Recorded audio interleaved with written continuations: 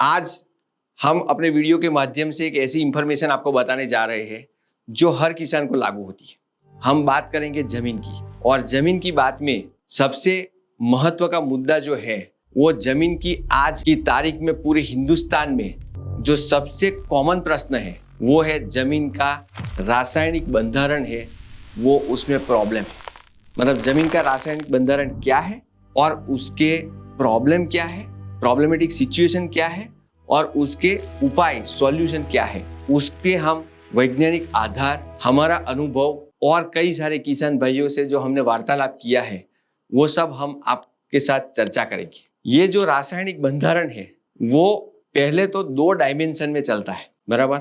2 dimension ये होती है कि जमीन में रासायनिक द्रव्यों का प्रमाण, मतलब कि जमीन के अंदर जो क्षार होते हैं उसका प्रमाण कितना उसमें मेजरमेंट है। दूसरा, उसके साथ में जमीन का उस रासायनिक द्रव्यों के कारण या तो उस रासायनिक द्रव्यों की असर के कारण पीएच मान कितना है।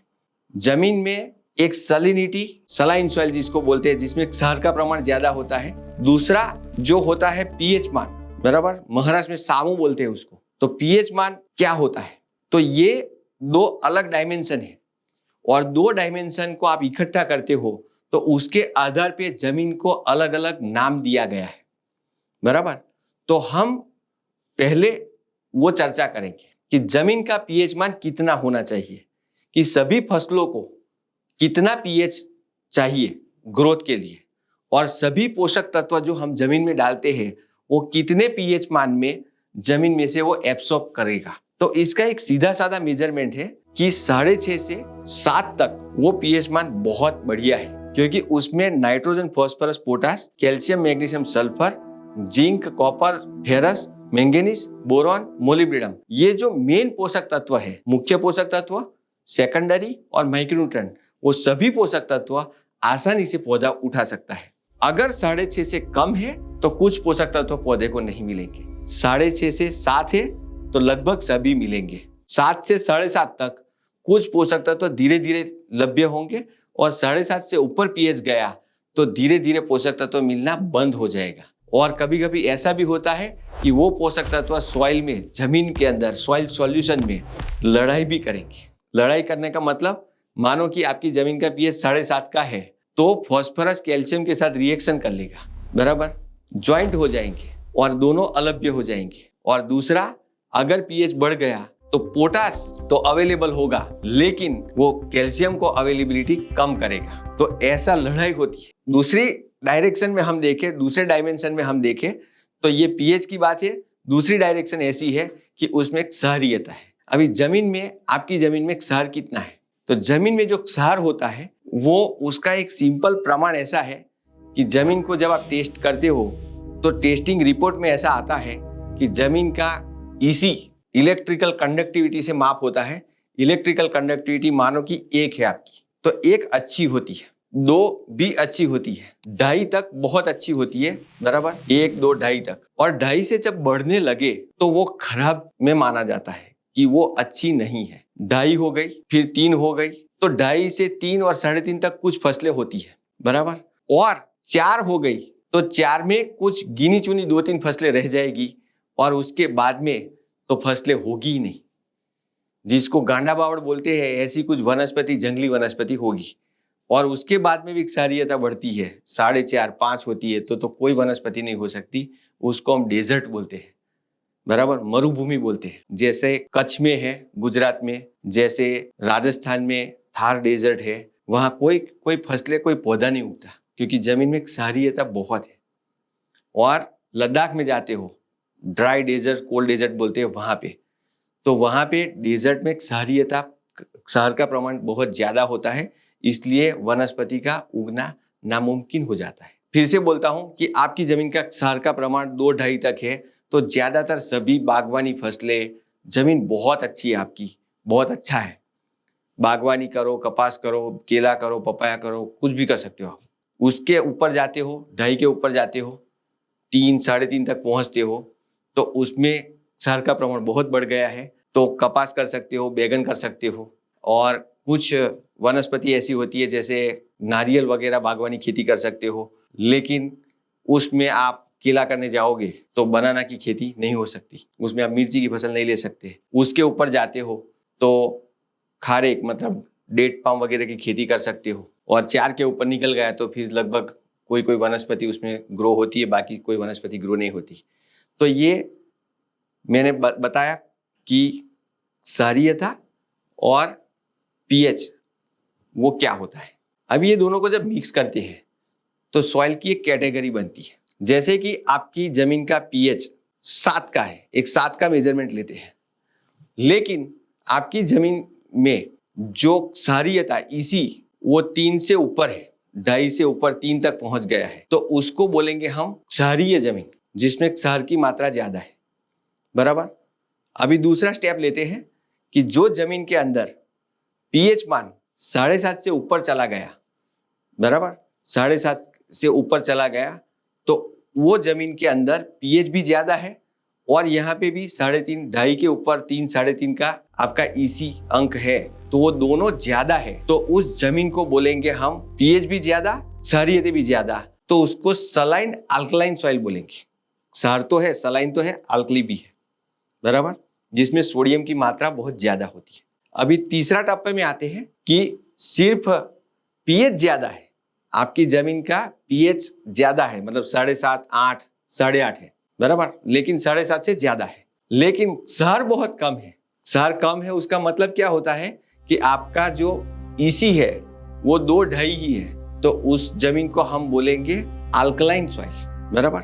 चौथा जो अच्छी जमीन मानी जाती है कि आपकी जमीन में पीएच भी 6, 6.5 का है और सैलिनिटी मतलब जो ईसी अंक है वो भी आपका 2.5 है, तो वो जमीन नॉर्मल अच्छी जमीन है, उसको उपजाऊ भूमि बोलते हैं। इसमें सभी पोषक तत्व अवेलेबल होंगे, जो भी आप फर्टिलाइजर डालोगे आसानी से पौधा ले पाएगा।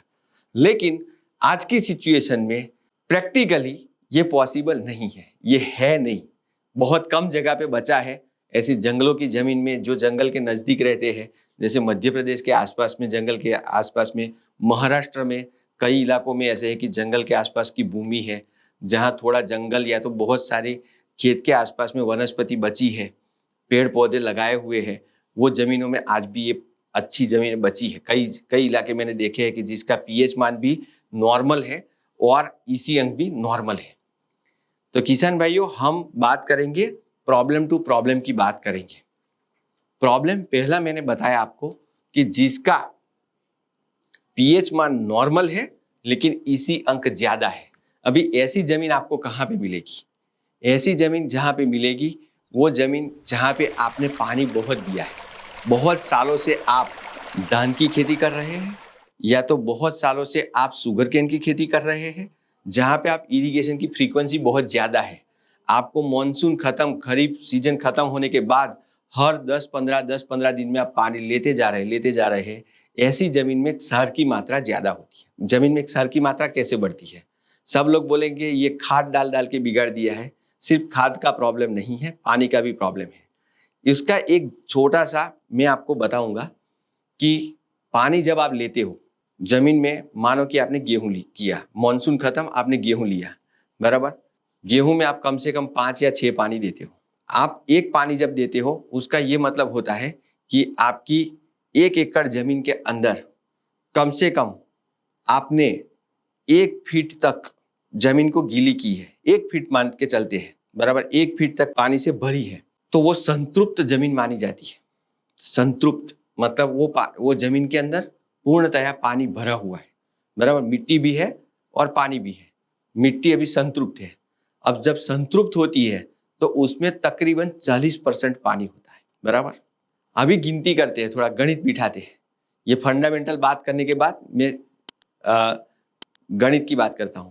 तो वो 1 फीट की मिट्टी को आपको पूर्णतया गीली करने के लिए, संतृप्त करने के लिए, गेहूं को अच्छी तरह से पानी देने के लिए आपको 1 एकड़ का खेत पूरा का पूरा कम से कम 10 सेंटीमीटर पानी भरना पड़ेगा। मतलब 10 सेंटीमीटर जितना पानी दोगे तो आपकी 1 फुट मिट्टी 100% गीली हो जाएगी। अभी इसका माप में ऐसा है कि 1 एकड़ का मतलब क्या होता है? 4000 स्क्वायर मीटर, और 4000 स्क्वायर मीटर गुणिला 10 सेंटीमीटर मतलब 10 सेंटीमीटर का मतलब होता है कि 1 मीटर जो होता है 1 मीटर में 10 सेंटीमीटर जितना ही है। तो इसको 4000 गुणिला 0.01 से गुणिला करते हैं हम, बराबर। तो तकरीबन ये 40 का अंक आता है। 40 घन मीटर पानी दिया आपने। 40 घन मीटर का मतलब ये होता है कि 40,000 लीटर पानी दिया आपने। ये एरिया के हिसाब से समझाया। दूसरा, आप आपके हिसाब से समझना कि आपकी एक 10 HP की मोटर है, 10 हॉर्स पावर की मोटर है, 3 स्टेज लगाया है और 100-150 फीट में पानी है, बराबर। तो वो 1 मिनट में कम से कम 500 लीटर पानी देती है। और गेहूं के खेत में आपने 1 घंटा पानी दिया, मतलब 60 मिनट पानी दिया, बराबर। तो 1 मिनट में 500 लीटर पानी फेंकती है वो मोटर, और उसके सामने आपने 1 घंटा पानी दिया तो 30,000 लीटर पानी जाएगा। गेहूं के खेत में मैं नहीं मानता कि आप 1 घंटे से 1 एकड़ में कम पानी देते हो, बराबर। तो कम से कम 30,000 लीटर, और मेरा जो एरिया के हिसाब से मैंने बताया वो 40,000 लीटर। आप मान के चलो कि कम से कम आप 30,000 लीटर पानी तो देते ही देते हो, बराबर। अभी आपने 30,000 लीटर पानी दिया, और आपका पानी का जो TDS का माप है, आपने TDS कभी निकाला हो तो 1000 TDS ऐसा बोला जाता है। 1000 TDS, 1000 TDS का मतलब ये होता है कि 1 लीटर पानी में 1 ग्राम क्षार है। तो आपका 1000 लीटर में कितना होगा? 1000 लीटर में 1000 ग्राम होगा, मतलब 1 किलो हुआ। तो 30,000 लीटर में कितना हुआ? 30 किलो हुआ। 40,000 लीटर में 40 किलो हुआ। मतलब आपने एक पानी लिया तो 30 से 40 किलो क्षार आप जमीन में ऐड करते हो। जो क्षार है calcium carbonate, calcium bicarbonate, sodium carbonate, sodium chloride, sodium bicarbonate, वो क्षार है। और वो क्षार पौधा लेता नहीं है, वो जमीन में रह जाता है। पौधा सिर्फ फॉस्फोरस, पोटास ऐसे क्षार लेता है, नाइट्रोजन, नाइट्रेट ऐसे क्षार लेता है, जिंक वगैरह क्षार लेता है, वो सोख लेता है जमीन में से। सल्फेट का क्षार लेता है, क्लोराइड, सोडियम नहीं लेता, वो कार्बोनेट नहीं लेता। तो वो क्षार वही रह जाते हैं। पानी या तो पौधा ले जाता है या तो जमीन से एवापोरेट होके, मतलब उड़ जाता है सूर्य प्रकाश की गर्मी से, या तो जमीन में अंदर चला जाता है। लेकिन वहां पे 30 किलो क्षार आपने एक पानी में छोड़ दिया। ऐसे 5 पानी लेते हो, मतलब 150 किलो ऐड किया। अगर ये गेहूं की एक फसल में एक सीजन में 150 किलो ऐड किया है, आप 2 सीजन पकड़ो तो वो 300-400 किलो हो जाएगा। और 4-5 साल 10 साल में वो क्षार टनों में जमा होगा।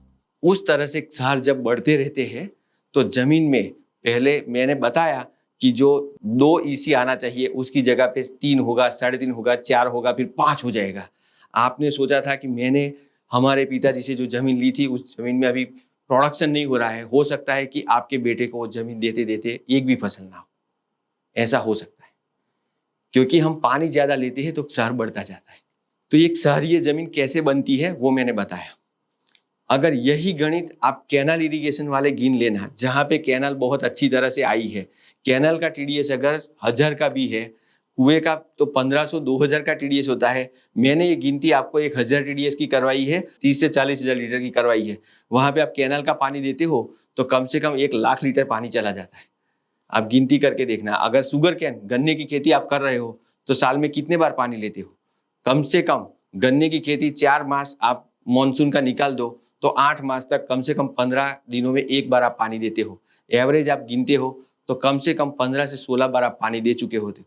एक बार में अगर आप 30 किलो ऐड कर रहे हो या 40 किलो ऐड कर रहे हो तो 15 बार फ्रीक्वेंसी जो इरिगेशन है 15 आती है, लगभग 600-700 किलो आप क्षार ऐड करते हो। तो उस तरह से क्षारीय जमीन बनी है। अभी उसका उपाय क्या है? उसका उपाय पहले नंबर पे आपकी फर्टिलाइजर सिलेक्शन पे आता है, बराबर। पहले नंबर पे सिंपल बातें करते हैं कि आप जो फर्टिलाइजर सिलेक्ट करते हो तो आप नाइट्रोजन में यूरिया की जगह पे एमोनियम सल्फेट का प्रयोग शुरू करो। सिंपल है, महंगा है यस, लेकिन आपको ऐसे सस्ता पड़ेगा क्योंकि आपकी भूमि को सुधारता है। जब आप एमोनियम सल्फेट जमीन में डालते हो तो एमोनियम सल्फेट डालने से क्या होता है कि अमोनिया कन्वर्ट होता है नाइट्रेट में और सल्फेट बच जाता है। नाइट्रेट पौधा ले लेता है और एमोनियम सल्फेट स्लाइटली एसिडिक है। एसिडिक माध्यम के अंदर, जमीन के अंदर बैक्टीरियल एक्टिविटी अच्छी होती है और एसिडिक माध्यम, मैंने बोला 7 से थोड़ा कम pH, उसमें न्यूट्रिएंट ज्यादा जाते हैं।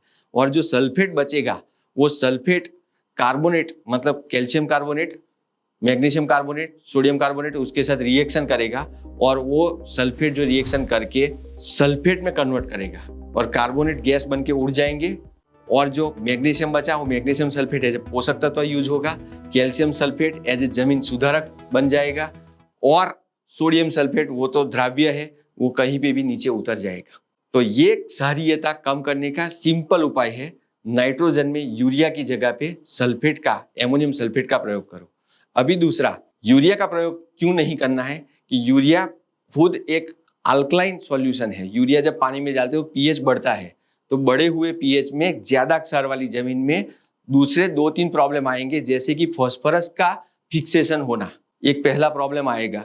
वो प्रॉब्लम ना हो, पोषक तत्व पीएच ना बढ़े, इसलिए आपको एमोनियम सल्फेट का मेरा सुझाव है।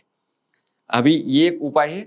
दूसरा उपाय, जब क्षार का प्रमाण मात्रा ज्यादा होता है तो आपको दूसरा फर्टिलाइजर, जैसे आप डीएपी का प्रयोग करते हो तो डीएपी की जगह पे सिंगल सुपर फॉस्फेट का उपयोग करो।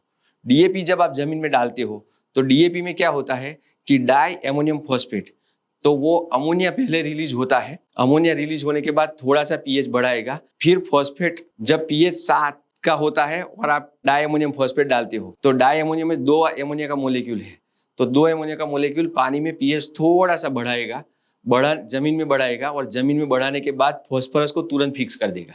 तो वो फास्फोरस 100% प्रयोग नहीं होगा पौधे से, मतलब पौधा उसको 100% उठा नहीं पाएगा और ये रिएक्शन अल्कलाइन रिएक्शन है जमीन में, इसलिए दूसरे पोषक तत्व जैसे कि कैल्शियम वो भी अलभ्य हो जाएंगे। तो डीएपी की जगह पे आप जब सिंगल सुपर फॉस्फेट का उपयोग करते हो तो आपको ये बेनिफिट होता है कि सिंगल सुपर फॉस्फेट एक एसिडिक सॉल्यूशन है, उसमें फ्री एसिड होता है, बराबर। और दूसरा, उसमें कैल्शियम और सल्फर भी होता है, तो कैल्शियम और सल्फर ऑटोमेटिकली वो जमीन सुधारक का काम करता है।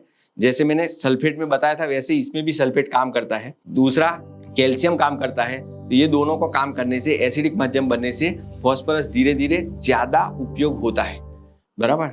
तो आपको एक बेनिफिट ऐसा होगा कि जमीन भी सुधरेगी और पोषक तत्व जो आपने डाला है वो 70, 80, 90% तक पौधा ले लेगा, बराबर। तो ये 2 फंडामेंटल फर्टिलाइजर मैंने बताए। ऐसी जमीनों में अगर आपके पास ड्रिप है तो ड्रिप में आप पोटाशियम क्लोराइड मतलब म्यूरेट ऑफ पोटाश जो आपको नॉर्मली मिलता है उसका उपयोग अगर करते हो तो बहुत बेसल डोज में दे दो और पीछे से मतलब फ्लावरिंग के बाद पोटाशियम क्लोराइड मतलब म्यूरेट ऑफ पोटाश मत दो। उस टाइम पे आपको देना है 13-0-45 या तो 00-50 देना है जो पोटाशियम सल्फेट के स्वरूप में है। तो ये 3 चेंज करने से आपको बहुत सारा बेनिफिट होगा। अभी ये रासायनिक खाद की बात की मैंने, उर्वरक की बात की, अभी थोड़ा जाते हैं क्षार को कम करने के लिए। दूसरा उपाय बहुत इंपॉर्टेंट है कि वो जमीन में आप सल्फर की मात्रा बढ़ा दो। सल्फर जो आप 2 से 3 किलो प्रति एकड़ डालते हो, कोई 6 किलो डालता है, लेकिन मेरा सुझाव ऐसा है कि आप 10 से 12 किलो डालो, हो सके तो रफ्ता 3 बार डालो। पहला मतलब शुगर केन जैसी खेती लंबी अरसे की कर रहे हो या तो बनाना जैसी 1 सालीय खेती कर रहे हो तो उसमें आप 3 किलो बेसल में डालो, 3 किलो टिलरिंग पे डालो, और केला है तो एक डेवलपमेंट स्टेज में 2-3 महीने के बाद डालो, फिर 3 किलो फ्लावरिंग स्टेज पे डालो, शुगर केन में 3 किलो 5वें या 6ठे महीने में डालो, फिर और एक बार लास्ट में डालो। तो रफ्ता 3 से 4 बार देने से आपको 10 से 12 किलो सल्फर जाएगा। खर्चा ज्यादा होगा आपका, लेकिन जमीन सुधरेगी, कंटिन्यूअसली आपका न्यूट्रिएंट फ्लो जमीन में से आएगा। तो एक सल्फर की बात है। अगर आपकी जमीन का ईसी आंक 3.5 से ऊपर है तो आपको किसी की सलाह लेनी चाहिए कि आपको क्या खेती कर सकते हो। उसमें आप मिर्ची की खेती लगभग नहीं कर सकते, आपको वेजिटेबल की खेती करनी हो तो बैंगन की खेती कर सकते हो, आप बनाना की खेती उसमें नहीं कर सकते, उसकी जगह पे आप पपीता कर सकते हो, यस पपीता कर सकते हो, या तो अनार जैसी खेती कर सकते हो। लेकिन आप बहुत ही नाजुक फसलें हैं जैसे केला है, बनाना है, उसकी खेती आप नहीं कर सकते, तो आपको वहां पे क्रॉप ही बदल देना पड़ेगा। क्रॉप बदलने के बाद जो मैंने जो उपाय बताए हैं वो करना पड़ेगा। दूसरा एक इम्पोर्टेंट बात है, ये करने के अलावा आपको दूसरा एक करना है कि जमीन में ऑर्गेनिक कार्बन की मात्रा बढ़ानी है। मैं हर बार हर वीडियो में बताता हूँ, इसमें बहुत इंपॉर्टेंट है इसलिए वापस बताता हूँ कि ऑर्गेनिक कार्बन की मात्रा बढ़ेगी तो ऑर्गेनिक कार्बन जमीन में मतलब आप कोई भी ऑर्गेनिक चीज डालते हो कि गोबर डालते हो, अच्छा सड़ा गला हुआ गोबर डाला आपने, या तो आपने नीम की खली वगैरह डाला, या तो आपने कोई ग्रीन मैन्योर फसल की आपने जैसे डेंचिया वगैरह किया है वो डाल दिया, तो वो अंदर जाके सड़ेगा, गलेगा। जब वो सड़ता गलता है तब ऑर्गेनिक एसिड रिलीज करता है। जब ऑर्गेनिक एसिड रिलीज करता है तो अदर पोषक तत्व जैसे आपने फॉस्फोरस कैल्शियम वगैरह जो डाला है वो ज्यादा से ज्यादा लभ्य होंगे, वो एक पहला फायदा है। और जैसे जिंक वगैरह पोषक तत्व जो है उसका चीलेशन होगा, चीलेशन के कारण आसानी से अवेलेबल होगा। तो आपको ऑर्गेनिक मैटर ज्यादा से ज्यादा इस जमीन में डालनी है। और उसके साथ ही साथ में बैक्टीरिया का, मतलब नाइट्रोजन का बैक्टीरिया, फॉस्फोरस का बैक्टीरिया, पोटास का बैक्टीरिया, वो सब बैक्टीरिया जो आते हैं, nitrogen fixing bacteria, phosphorus solubilising bacteria और पोटास मोबिलाइजिंग बैक्टीरिया, ऐसे 3 बैक्टीरिया आपको डालने हैं। साथ ही साथ में आपको अभी नई टेक्नोलॉजी भी आई है, सल्फर के बैक्टीरिया बहुत सारी कंपनियों में मिलते हैं। तो सल्फर के बैक्टीरिया जो आते हैं ऑटोमेटिक सल्फर, जिंक और फेरस को अवेलेबल करते हैं। मतलब बेसिलस फेरोक्सीडेंस करके बैक्टीरिया है, वो बहुत अच्छी तरह से काम करता है। तो आपको थायोबैसिलस बैक्टीरिया भी है, वो भी आप प्रयोग कर सकते हो। तो आपको ये बैक्टीरियल कल्चर डालने से जमीन के अंदर सार जो है वो टूटते हैं, ऑर्गेनिक एसिड रिलीज करते हैं, उसके कारण आपके पोषक तत्व ज्यादा से ज्यादा लभ्य होते हैं। तो आपको 5, 10, 15% फायदा होगा, फिर अगले साल और फायदा होगा, अगले साल और फायदा होगा। तो धीरे धीरे मैंने बताया कि आपकी मजबूरी है कि आपका कुआं है, आपको पानी तो लेना है, आपकी मजबूरी, आप शुगर केन की, गन्ने की खेती कर रहे हो, तो हर साल जो सार ऐड होता रहता है। तो आपको ये सब प्रयोग करने से धीरे धीरे धीरे सार कम होंगे, या तो आपका फसल का प्रोडक्शन बरकरार रहेगा। तो एक शहरी जमीन की सुधारणा की बात की। दूसरी, जहां पे शहर भी ज्यादा है और पीएच मान भी ज्यादा है, दो काफी सारी जमीनों में है, जैसे कि कोस्टल सलाइन अल्कलाइन सॉइल, जहां पे जैसे गुजरात में कच्छ से लेके वलसाड़ तक, जैसे कि आप महाराष्ट्र में कोंकण में देख सकते हो, वहां से कर्नाटका में भी प्रॉब्लम है, उधर बंगाल में प्रॉब्लम है, तेलंगाना में, आंध्रा में प्रॉब्लम है, उड़ीसा में प्रॉब्लम है कि जहाँ पे पीएच मान भी ज्यादा है और ईसी मान भी ज्यादा है, जहाँ पे सोडियम की मात्रा बहुत ज्यादा होती है। तो किसान भाइयों, अब मैंने जो उपाय क्षारीयता में बताए वो तो आपको धीरे धीरे करना ही करना है, ये जमीनों में भी जहाँ पे पीएच मान भी ज्यादा है और ईसी वो भी ज्यादा है, तो वो दोनों तो करना ही करना है आपको। लेकिन उसके साथ में आपको एक और जिप्सम का ट्रीटमेंट भी करना है। जिप्सम का ट्रीटमेंट ये होता है कि आपको समर में, मतलब जैद में आप एक फसल नहीं लेते हो तो आपको डीप कल्टीवेशन करना है और उसमें जिप्सम डाल देना है। प्रैक्टिकली क्या करना है आपको कि आपकी जमीन है, 1 एकड़ की जमीन है, जिसमें आपको सलिनिटी भी ज्यादा है और अल्कलिनिटी भी ज्यादा है, मतलब पीएच मान भी हाई है, ईसी अंक भी हाई है। अगर ऐसी आपकी जमीन है तो इस समर में मॉनसून से पहले आपको खेत में जिप्सम डालना है। जिप्सम का एक मेजरमेंट है कि कम से कम 4 से 5 टन आपको डाल देना है। 4 से 5 टन आपने जिप्सम डाल दिया, फिर उसको डीप कल्टीवेशन करना है, मतलब प्लाविंग करना है, या तो चीजल से करना है, या तो आपको तीसरा एक उपाय है कि अगर आप कर सकते हो तो बहुत अच्छा है कि सब सॉइलर लगाना है, मतलब डीप कल्टीवेशन तो करना ही करना है।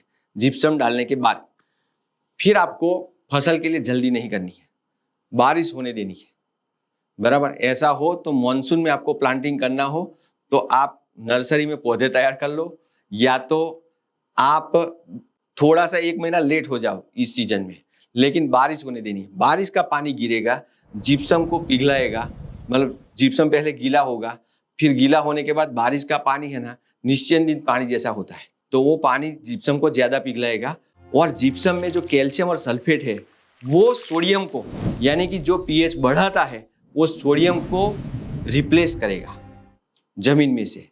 जहां पे सोडियम का अणु या तो सोडियम का जो पार्टिकल है वो जमीन के पार्टिकल के साथ जहां चिपका हुआ है, वहां से वो धक्का मारेगा कैल्शियम उसको धक्का मारेगा, रिमूव करेगा और कैल्शियम चिपक जाएगा।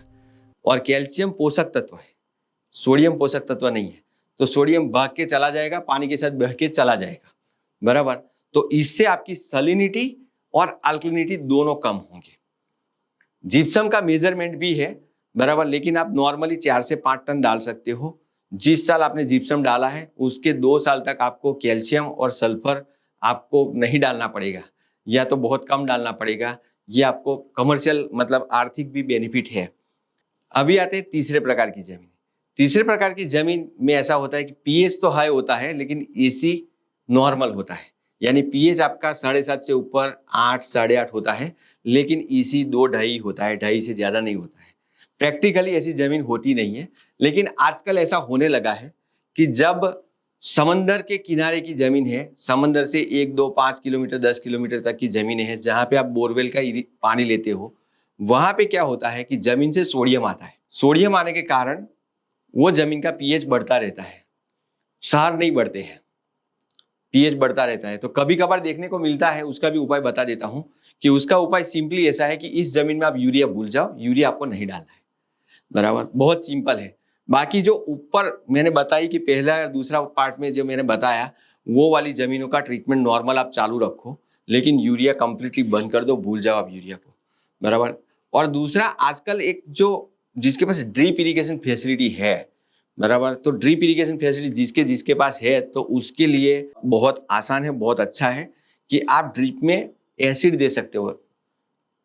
आजकल फॉस्फोरिक एसिड आसानी से अवेलेबल है, आप महीने में एक बार 5 से 10 किलो फॉस्फोरिक एसिड आप दे दो तो आपका काम हो जाएगा। और जब आपका ग्रोथ का स्टेज हो, मतलब कि तना बढ़ाना है, जैसे केले में तना बढ़ाते हैं, डेवलपमेंट स्टेज है, फ्रूटिंग स्टेज है, तो वहां पे कहीं ना कहीं किसान भाई 0-60-20 का डोज भी देते हैं। तो 0-60-20 देते हो, वो भी हाईली एसिडिक मीडियम आता है, तो वो जमीन में से वो एसिड कंडीशन क्रिएट करेगा जिसकी वजह से वो पीएच के सामने वो लड़ेगा। तो वो जो पीएच बढ़ गया है 8 8.5 का हो गया है, वो पीएच को नॉर्मली 7 पे ले आएगा, कम से कम वो रूट जोन के अंदर लेके आएगा। तो वो क्या होता है कि इससे फायदा बहुत होता है। अभी चौथा प्रकार की तो अच्छी जमीन है, इसलिए उसकी तो कोई बात करनी नहीं है, लेकिन ये तीनों तीन जो खराब वाली जमीन है उसके कॉमन एक उपाय बताता हूँ, जो हम पिछले बहुत सारे ऑर्गेनिक की वीडियो में भी बता चुके हैं, लेकिन फिर भी अभी ये वीडियो में बताना बहुत जरूरी है कि आप ड्रिप नहीं है आपके पास, आप ओपन फ्लड इरिगेशन खेती करते हो, तो वहाँ पे आपको ऑर्गेनिक स्लरी, जो लिक्विड स्लरी आती है, वो बना के पानी के साथ बहा के देते रहना चाहिए। कम से कम आप एक पानी के साथ दो, एक पानी के साथ ना दो। मेरा तो सुझाव ऐसा है कि हर पानी के साथ, मतलब आप जो 10-15 दिन में 20 दिन में पानी देते हो, तो आप हर पानी के साथ वो ऑर्गेनिक स्लरी बहाओ। वो ऑर्गेनिक स्लरी बहुत अलग अलग तरीके हमने बताए हैं पिछले वीडियो में, आप वहाँ से रेफर कर सकते हो। बहुत सिंपल हमने बताया है, और भी सिंपल करके बताता हूँ कि आपको बारी बारी देनी है तो बहुत सस्ती और सिंपल स्लरी आप बना सकते हो कि 200 लीटर पानी के अंदर सिंपल 2 किलो गुड़ डाल दो और उसमें थोड़ा सा बेसन डाल दो, 200-250 ग्राम जितना, और उसमें अगर हो सके तो नीम की खली वगैरह थोड़ा सा डाल दो, कैस्टर की खली वगैरह 2-5 किलो डाल दो, बराबर। और वो डाल के उसको बंद कर दो, बंद करके आप 100% बंद कर दो, एनएरोबिक कंडीशन क्रिएट कर दो। ऊपर से कुछ नहीं, आपको बंद करने का ढक्कन आपके पास प्रॉपर नहीं है तो आप प्लास्टिक कवर करके उसको रस्सी बांध सकते हो। तो ऐसा करके उसको सड़ने दो, उसका पीएच कम हो जाएगा। पीएच कम होते उसमें ऑर्गेनिक एसिड रिलीज होके कम होते होते होते होते उसका पीएच लगभग 3-3.5 पे आ जाएगा। कभी कभी तो आप अगर था बैक्टीरिया डालते हो अंदर, बेसिलस बैक्टीरिया डालते हो, बराबर, फॉस्फेट सोल्यूबल बैक्टीरिया डालते हो, तो पीएच 2 का भी कभी कभी आ जाता है। तो ये पीएच मान वाला 200 लीटर पानी 1 एकड़ में बहा दो, बराबर, पानी के साथ। तो ये जाने से क्या होता है कि पीएच मान भी कम होता है, क्षार भी प्रॉब्लम सॉल्व होता है, और दोनों प्रकार, तीन प्रकार की जमीनों के लिए फायदा कारक है। तो किसान भाई, ऑटोमेटिक आपके जो फर्टिलाइजर आपने डाला है वो 100% तो नहीं, लेकिन 70-80%, 90% तक अवेलेबल हो जाएगा। तो खाद की, मतलब फर्टिलाइजर यूज एफिशिएंसी भी बढ़ेगी, आपको खर्चा भी ज़्यादा नहीं होगा, और हर पानी में देते रहते हो। थोड़ा गंध मारता है ये, लेकिन आप उसको आसानी से हैंडल करते हो तो आपका काम हो जाएगा। तो किसान भाइयों, ये जमीन बेसल फंडामेंटल बात है, ये जमीन कैसे बिगड़ती है और कैसे उसको प्रॉब्लम होते हैं उससे, और उस प्रॉब्लम का मैंने सॉल्यूशन बताया। जमीन अगर सही है, उर्वरकता अच्छी है, पीएच इसी नॉर्मल है, तो आपका उत्पादन, आप कोई भी फसल ले सकते हो। जो जमीन थोड़ी थोड़ी बिगड़ना शुरू होती है, वो उसमें कुछ फसलें आप नहीं ले सकते, उत्पादन में गिरावट आती है, तो वो सबके मैंने सॉल्यूशन बताए। ये वीडियो एक ऐसा वीडियो है कि जो आपको, सभी किसान भाइयों को, लगभग हिंदुस्तान की 70% जमीन, आप यूपी में ले लो, गुजरात में ले लो, राजस्थान में ले लो, मध्य प्रदेश की कई सारे इलाकों में जहाँ गेहूं बहुत होता है, पंजाब, हरियाणा ले लो आप, जहाँ पे धान होता है, धान के बाद गेहूं होता है, और जहाँ पे शुगर केन की खेती होती है। इवन आजकल साउथ इंडिया में, जहाँ पे आप कर्नाटका, आंध्रा, तेलंगाना और आंध्रा का जहाँ पे जॉइंट है, जहाँ पे गोदावरी वगैरह बेल्ट है, वहाँ पे भी बहुत सारे मल्टीपल सीजन में एक की एक फसल, धान की खेती फिर धान की खेती करते हैं, तो वहाँ पे भी ये प्रॉब्लम बहुत बढ़ गया है। नॉर्मल आप टेस्ट कराओ जमीन का तो पीएच मान ज़्यादा ही मिलेगा और ईसी भी ज़्यादा ही मिलेगा, और पानी का भी आप टेस्ट कराते हो तो 1500 टीडीएस के आसपास, 1000 टीडीएस के पास पानी होगा। तो आप जब इरिगेशन लेते हो तो ये प्रॉब्लम होता ही है। तो ये प्रॉब्लम हर किसान की समस्या है। तो एक कॉमन समस्या को लेके मैंने कॉमन उपाय बताए हैं। अगर आपकी ज़मीन में ज़्यादा प्रॉब्लम है तो आप कॉमेंट डाल के बताओ, हम उसका निराकरण करने का अचूक प्रयत्न करेंगे। थोड़ा सा नॉर्मल से ये वीडियो ज़्यादा लंबा है, लेकिन किसान भाइयों ये इन्फॉर्मेशन बहुत इंपॉर्टेंट है आपके लिए, तो आप आपके किसान भाइयों से शेयर करो। अभी भी बेल आइकॉन पे नहीं दबाया तो दबा दो और कमेंट जरूर डालो। अच्छा लगे तो लाइक करो। Thank you very much.